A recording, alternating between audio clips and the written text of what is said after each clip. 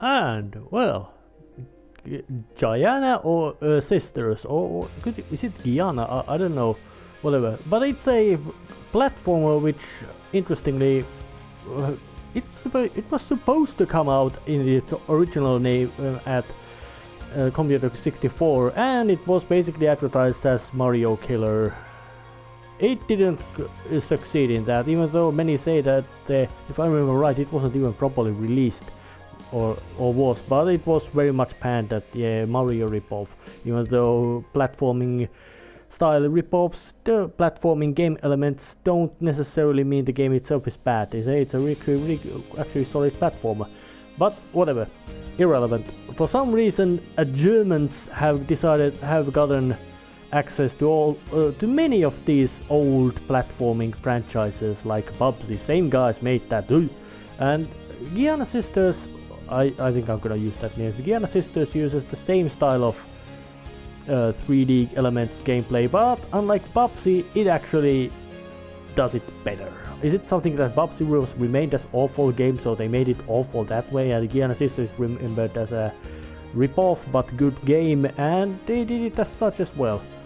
And there's quite lots of stuff like galleries that can be unlocked to show all kind of design concepts of the game, art design things. Nothing really interesting, but let's just show one little stage about the game. There's hard mode, there's all these gameplay choices, so let's just go for the hard mode and play. And there's these episodes as well: Hansel plus Gretel, Dr. Freud, Gurgle Wookie, and the Howler Lord. And the story of this game I have no idea, but let's just look at Hansel and Gretel.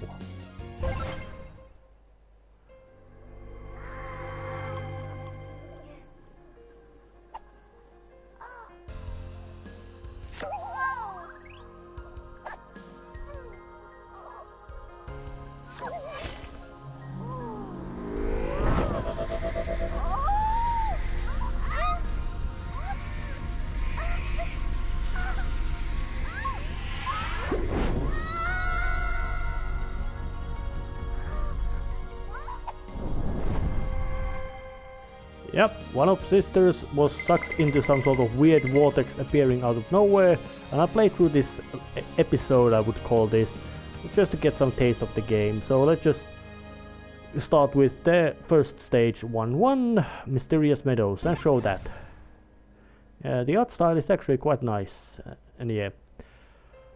Sisters are basically two platforming characters, one with a ragged hair, and the one, obviously they both have a big ragged hair, they can jump, and they have special ability.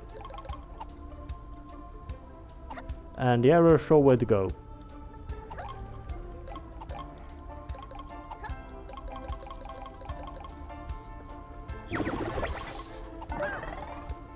You can gather crystal, you must gather crystal, or say you gather crystals.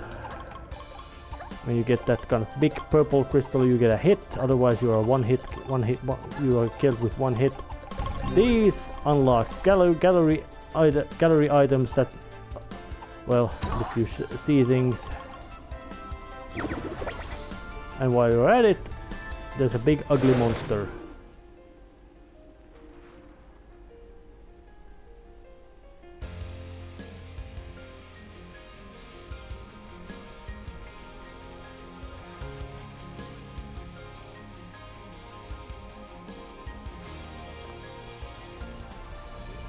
Why that monster did what it did, I don't know. But you can switch over to the other ragged-headed sister, which is quite important mechanic of the game, and also they both have a bit different mechanics, in addition to the world changing also to their appearances.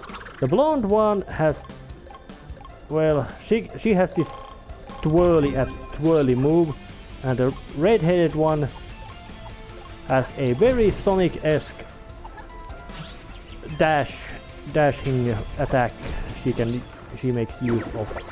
And they both actually you don't need to manually activate these special moves, they both got different buttons, so decide to throw out the other.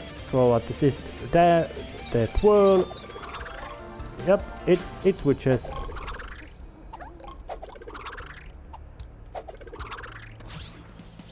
But sometimes it's more convenient to manually switch things, and some of the crystals can only be gathered by one sister.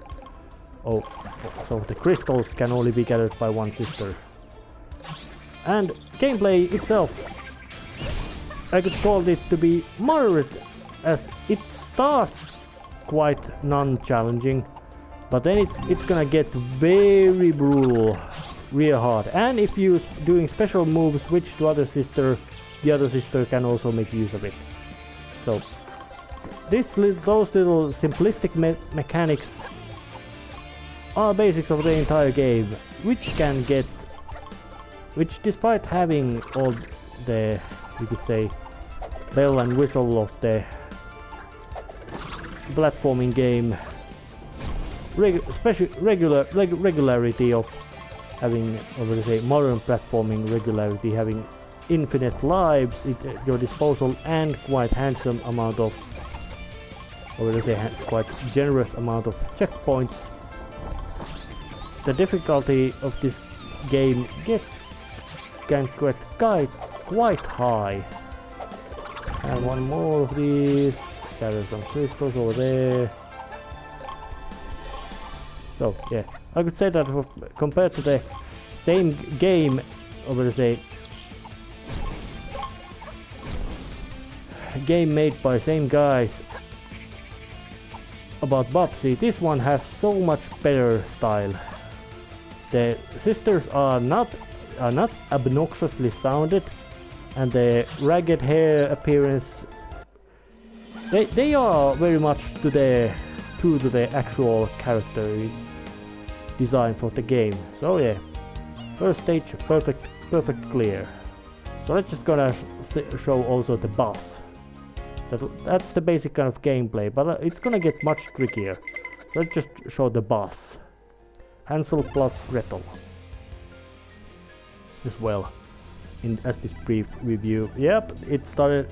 There's all kinds of stages, and boss even has a Latin name. At this stage, there's this, you could say, spiky thing, which gives you a chance to hit the boss, and it's gonna ram you. Then it's gonna go inside the wall. But this boss follows pattern to the much, but learning it can be quite not easy, because even making mistakes during that learning process is painful. It will hurt. It will. Yeah. Just in time managed to dodge that thing.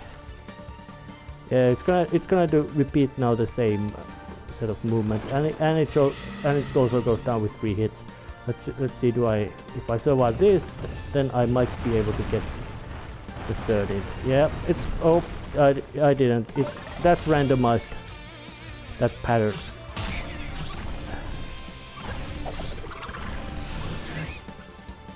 No, yeah. The switch of the landscape itself is a bit, you could say, unpleasant to the eyes, because it's big change. So yeah, lurking at the corner might necessarily not be the most successful method of avoiding being hit. So in this battle you have to balance the boss.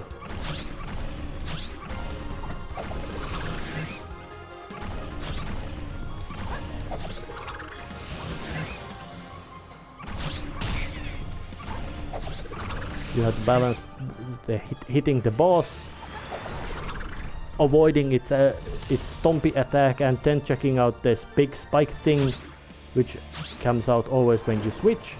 Which you also use to attack. You have to balance that, and you just must not also stab yourself with it. And the controls in this game feel actually very sharp. The sisters move accurately, And the game doesn't play badly at all, so oh yeah, the critter went out of existence with a perfect execution after a few deaths. So this was Giana Sisters Twisted Dreams. It's a nice platformer from guys who got an obscure license to make obscure platforming intellectual property to use them. So, see you next time.